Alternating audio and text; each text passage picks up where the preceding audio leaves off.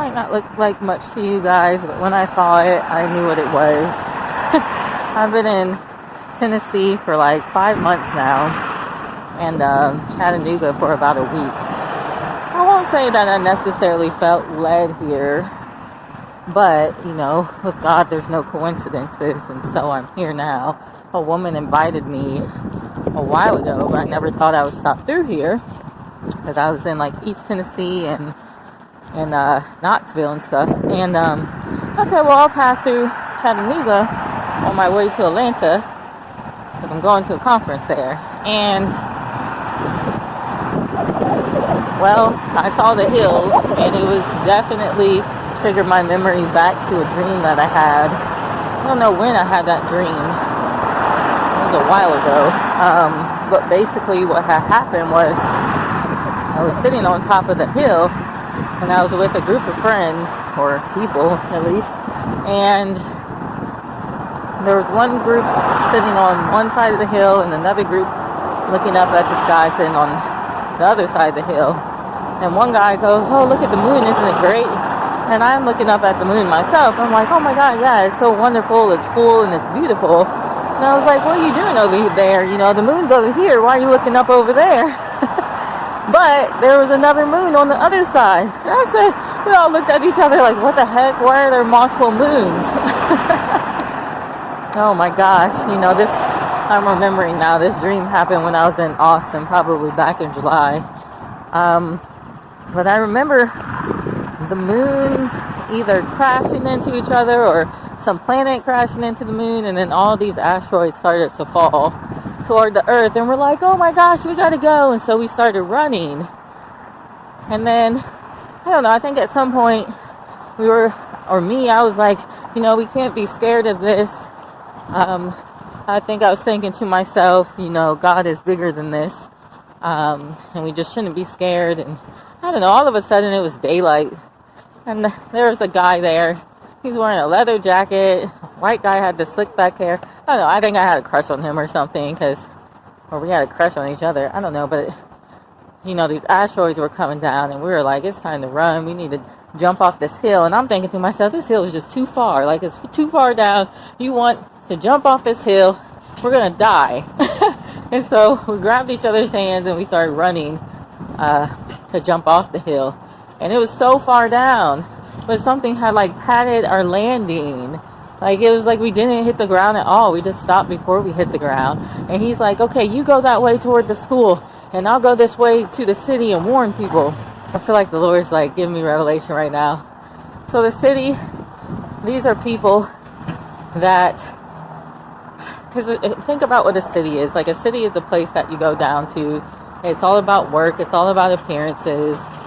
And so this guy, part of our job as disciples in Christ is to warn people. So he's going to those people in Christ that are in the city to warn them. If you look up city in the Bible, it will show you some stuff. And then I'm supposed to go toward the school, which are like children.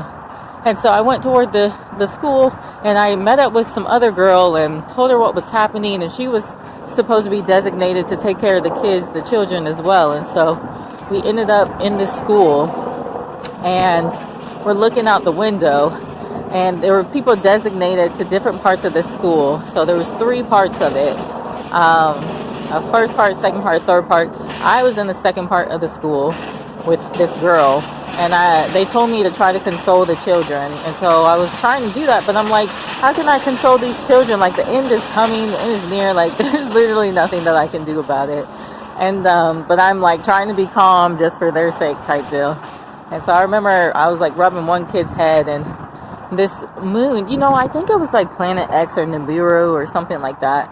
It had hit like the sun. I think maybe there's even 2 suns, because it was light outside, but it had hit the sun.